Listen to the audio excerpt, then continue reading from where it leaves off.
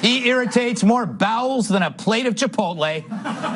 British journalist and Twitter terror, Milo Yiannopoulos. Yeah, people at the Marriott. I thought the Marriott banned it. That's why I stopped going there. Milo, don't you agree with me that this is a great opportunity for Donald Trump to hire this woman, put it, as you like to call it, daddy? Daddy. Don't be a conservative. Call him daddy. Okay, all right. Don't you think he should do that? Is he missing an opportunity? Well, I mean, the guy was born in Canada. He's a softcore American. What right has he got to talk to anybody about softcore anything? I mean, the guy's such a hypocrite. It's cruel, it's mean, and worse, it's slut-shaming. It is slut-shaming. Yes, it is. This woman's trying to turn her life around. I agree completely. You know, there's really no problem with this. Is the American dream, isn't it? It is. You do what you can, you hustle, you make it. One day, you have the glittering vision of an appearance for 4.5 seconds in a Ted Cruz campaign video. and because you once smooched on script. Yes. Give me a break. I mean, Hollywood actresses have done worse things in blockbuster movies than this girl probably did in her videos. I find it appalling. I'm not kidding. In Girls, which is HBO, the sex scenes are unbelievable. I watched them so many times, they disgust me. But you know what, you're right? It is the American dream to do amateur porn and then turn your life around. Yes. Look at Kim Kardashian. Look at Paris Hilton. They all started with amateur porn. Kat, I want to go. Is on my side. Yeah. Trump is saying this is a direct threat to you and your family. The elites are letting in people who are undercutting your wages, and I'm against it. Which is a more resonant message? The latter. Yeah, that's true. Milo, I think you have a keen sense of Trump's appeal because you call him daddy. I do. And the thing is, I believe that Sanders and Trump... It's not dark. What's so dark about it? I'm Trump sexual. I know you are. I know you are. You call him daddy, and I think this is prophetic because I think Sanders is, for the left, the daddy of nurture, and for the right, Trump is the daddy who's stern. Does that make sense? Yes, it does. I mean, look, any political movement that, any political personality that attracts from frat boys to veterans to Ann Coulter to, you know, sassy gay British columnists, there's something interesting. There's something interesting going on there. Yes, that's true. And it's something that the majority of conservative media would rather sneer and scoff about, have front covers of their magazines saying, oh no, we can't possibly endorse this, you know, horrible populist, you know, sleazy character. Well, I'm sorry, but this person has captured the energy and imagination of conservatives under 50, and conservative media has forgotten how to talk to those people. It doesn't even like them on the rare occasion it notices they exist. You know, I try to write for people who are under 50, unlike most conservative journalists, and they thank you. And they love him. They love him. Yeah, that's true. Do you know who else conservatives loved? Do you know who else? Adolf Stevens, my neighbor. He was a really great guy. About unity was an incredibly powerful never act. mentions you. Go to Bernie Madoff. He doesn't say anything about any of the trendy, fashionable nonsense. It's only economics. Yeah, all right, Milo. Where do you fall on Sanders? Well, this Democratic debate was a debate between, you know, a woman who is too old and confused to use an iPhone and a man whose credit is too bad to get one. The problem with both of them is that they just have so little grasp, really, on, you know, on any kind of economic reality. And for all of this talk about Sanders having lots of young supporters, yes, he does, but it's a tiny sliver of the population. It doesn't compare to the popular support for Daddy. And actually, what you just... I'm just saying, and what you discover is that these voters are actually quite politically promiscuous. They don't necessarily care too much about policy. People don't vote for Trump or Sanders because of anything specific they say. Right. They vote to thumb the nose up at the establishment, to stick two fingers up at the, you know, the whole Washington thing. So my hope is that Sanders is going to cost Hillary a fortune, then drop out, and then all his supporters will come over to Daddy, and we'll win. Come over to Daddy. Come to Daddy. That it should have been his motto from day one. All right, Kat.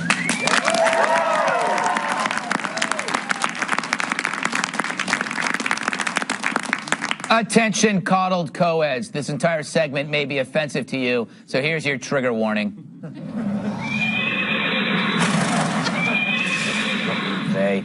This week at Rutgers University, which I believe is in New Jersey, who knows, a guest on our panel tonight gave a speech. Milo Yiannopoulos was invited there at Rutgers to speak about how the progressive left is destroying education. While on stage, he suggested that any student who requests trigger warnings in safe spaces should be immediately expelled. Let's take a look at how the crowd reacted. They have demonstrated that they are incapable of exposing themselves to new ideas. They have demonstrated that they are incapable capable of engaging in the humble pursuit of knowledge. This man represents hatred!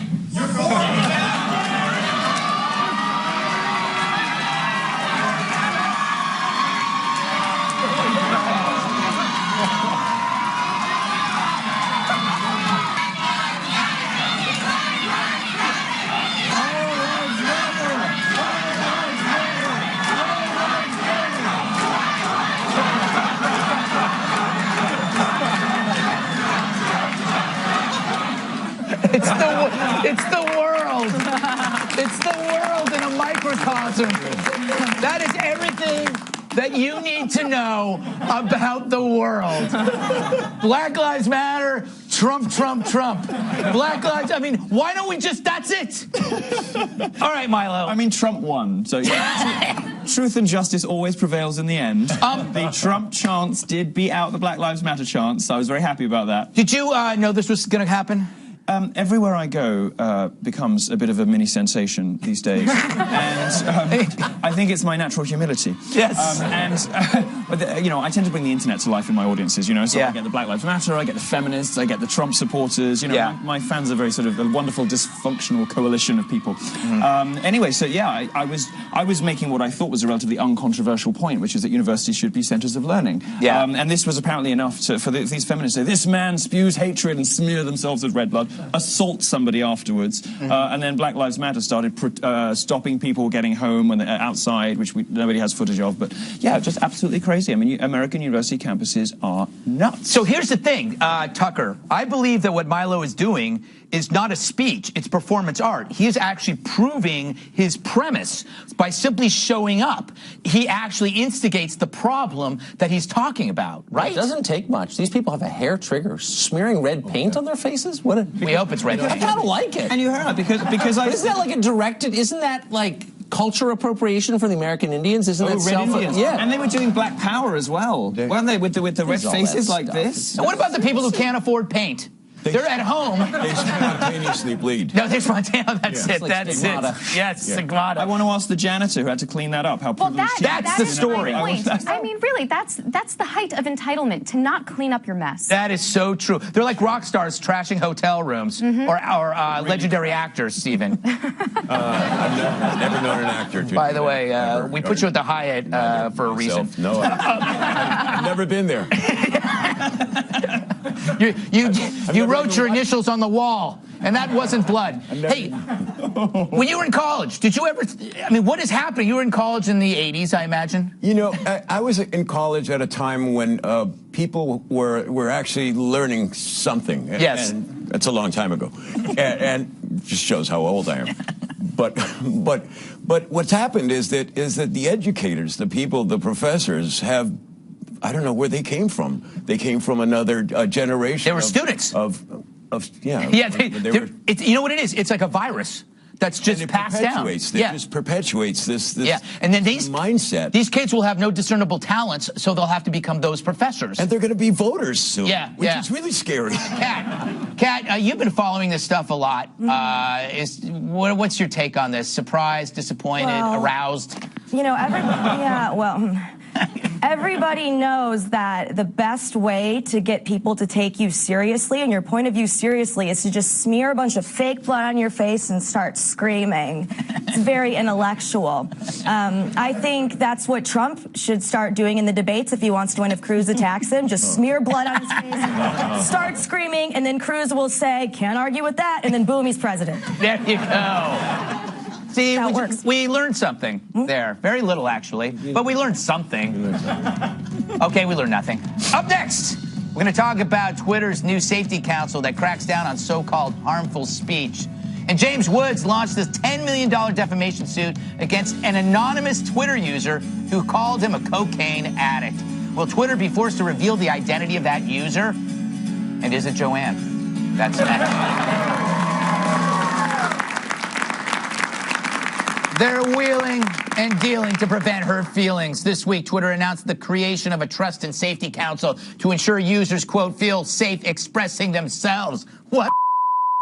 The council's comprised of over 40, mostly liberal organizations, including the Anti-Defamation League, GLAAD, and something called the Dangerous Speech Project, which sounds like the name of my Fish tribute band. While proponents say the council will help Twitter prevent harassment and bullying, critics argue it can be used to squash certain political viewpoints, like mine, and even censor free speech. And another Twitter free speech news actor and my Pilates partner, James Woods, stepped closer to unmasking a Twitter user who called him a cokehead last year. Woods sued him for defamation. The anonymous defendant tried to get the $10 million suit dismissed, but the judge said the case can proceed, and everyone celebrated with an 8-ball. I'm joking. Don't sue me. All right, Stephen, what's happening? Everybody knows nobody uses cocaine anymore. That's So the suit has got to be. And you were literally in Scarface. I have seen Scarface, and I can tell you that it's been about 35 years. Yes. Yes. You don't even remember Scarface. No. But the other thing is about Jimmy, and I can call him Jimmy because I know him. He's a very big brainy guy. Yeah. And he's very courageous, and he says things that people don't like to hear. So it makes sense that someone would maybe overhear him and accuse him of doing some drug. Yeah. That's so true. Because he's smart. No, it's because he's conservative and everybody thinks you're on drugs. Conservative. You have to be on, if you're conservative, you're on drugs. In Hollywood, that is. Tucker, thoughts on this? Should it be anonymous? Yeah, I mean, I'm all for privacy, but what really strikes me is the assault on free speech by the left. This is a huge change. When I was a kid, I'm not that old, liberals were flaky and they were into macrobiotic food and all yoga and all that stuff, but in the end, they really kind of did support your right to say something they disagreed with. Now they don't, and that's where the conversation ends. You can't even have a conversation with someone who doesn't acknowledge your right to have a divergent view. That becomes fascism. That is actually a threat to America, for real. Like, all the other crap aside, that is the core of it. They threaten that threat. No, you're right, though. The worst thing a leftist was guilty of was like buying a natural deodorant that didn't work. Right, and it never did work. Yeah, it never did work. It never did work, but we loved him for it anyway. Milo, what do you make of this safety council? I think it's directed at you.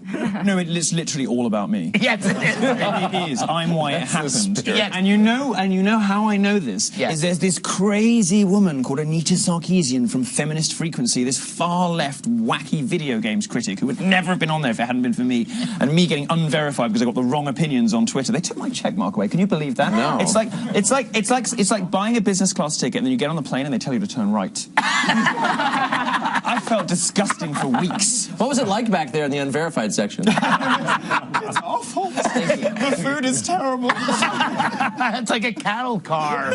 No, I mean, you're absolutely right. It is Orwellian, and it's terrifying. They've started to give, ideological slaps on the wrist, these networks, and then you've got Facebook teaming up with Merkel in Germany to censor discussion about immigration. Perfectly reasonable, respectable, mainstream opinions about the 1.5 million Muslims that are coming into Germany. And Facebook says, Angela, you just tell us, and within 24 hours, we'll take it off the network. This is scary stuff. But we do have to remember, though, that Twitter is a business, okay? So their stock is down. Yeah. They've lost 2 million users recently. Thank God. And so what do you do when you're a business that's like, we need to make more money? You look at the complaints, which are often, in this case, bullying and harassment, and then you try to appease those people who are complaining and try to get more people to come in. So Twitter is not some, model of morality. They are a business who's trying to make money, and this is their solution to their problem.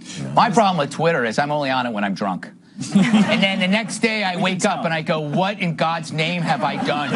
And then I get to work and there's an email from somebody saying, we need to talk to you about something. Kat, my guess is that you get harassed all the time on Twitter, but I also guess that you probably deserve it. I do get harassed all the time, but it doesn't bother me emotionally like people complain about, because some people, they say, love comes from within. My self-hatred comes from within. It's got nothing to do with those people. And if the people can't handle being on Twitter, don't be on Twitter. Go play an acoustic guitar at a coffee shop in Brooklyn or Portland and cry into your tea or whatever. But just get off of it, because you know what?